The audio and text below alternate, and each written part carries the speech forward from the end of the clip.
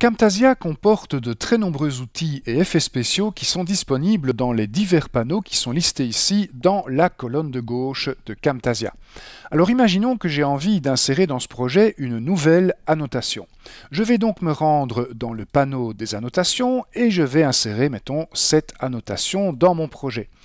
Ensuite, si j'ai envie d'appliquer une transition sur ma nouvelle annotation, eh bien, je dois me rendre dans le panneau des transitions pour appliquer alors une transition à cette annotation. Si j'ai envie d'appliquer un comportement à cette annotation, eh bien, direction le panneau des comportements et regardez, j'ai ici un comportement personnalisé que j'ai appelé révélation simple que je vais appliquer à mon annotation. Au passage, la possibilité de créer des comportements personnalisés est une autre des nouveautés de Camtasia 2020. Si j'ai envie d'appliquer des animations à cette légende, eh bien, je me rends dans le panneau des animations et je vais mettre par exemple mon animation agrandir suivie de mon animation rétablir ici au niveau de cette légende. Bref, je peux faire beaucoup de choses dans Camtasia, mais pour faire toutes ces choses, eh bien, je passe finalement beaucoup de temps à passer d'un panneau à l'autre. Eh bien, tout cela est terminé. Vous avez maintenant dans Camtasia 2020 un nouveau panneau qui s'appelle le panneau des favoris. Et regardez, ce panneau des favoris, eh bien, il est vide par défaut. En effet, ce panneau favori, c'est votre panneau personnalisé. Vous allez pouvoir y mettre ce que vous voulez. Par exemple, au niveau des annotations, eh bien, j'utilise souvent cette annotation-ci. Eh bien, regardez, quand je passe la souris sur cette annotation, j'ai une petite étoile qui apparaît. Et quand je mets ma souris sur cette petite étoile, j'ai une petite infobulle qui me dit que je dois cliquer pour enregistrer cette annotation dans mes favoris. Alors, je vais cliquer sur l'étoile devient jaune pour bien indiquer que cet élément se trouve dans mes favoris. Et retour dans le panneau des favoris, eh bien, vous voyez qu'il n'est plus vide. Il contient maintenant mon annotation. Eh bien, je vais mettre d'autres annotations également dans mon panneau des favoris. En effet, j'ai créé des annotations personnalisées. Il s'agit d'une autre des nouveautés de Camtasia 2020. Et bien sûr, mes annotations personnalisées, je peux également les mettre ici dans mes favoris.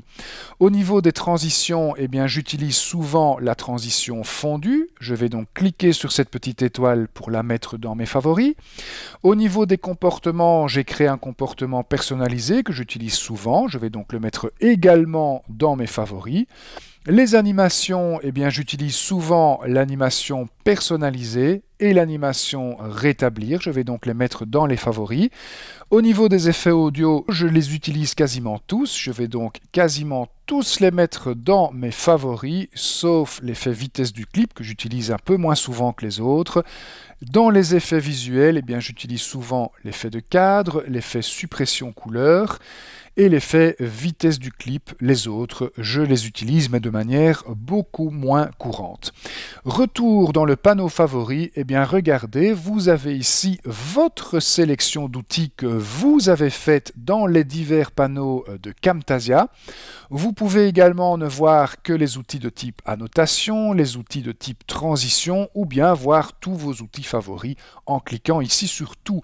Autrement dit, il est maintenant très simple d'ajouter une nouvelle annotation à mon projet, de lui appliquer un fondu ici dans mon plan de montage, de lui appliquer mon comportement, de lui appliquer une animation personnalisée, une animation rétablir, tout ça sans jamais passer d'un panneau à l'autre, puisque tous vos outils favoris sont maintenant rassemblés ici en un seul et même endroit. Voici donc encore une nouveauté de Camtasia 2020 qui vous fera gagner beaucoup de temps au quotidien dans votre travail avec ces divers outils. Bien sûr, rien ne vous empêche de vous rendre dans chacun des différents panneaux pour utiliser par exemple ici des transitions qui ne font pas partie de vos favoris. C'est bien sûr toujours permis, donc vous allez mettre ici dans le panneau favoris les outils que vous utilisez le plus souvent et les effets que vous utilisez le plus souvent. Les autres effets sont bien sûr toujours disponibles dans leurs panneaux respectifs. Cette vidéo vous est proposée par Didaxo, votre partenaire dans la transformation numérique de vos formations.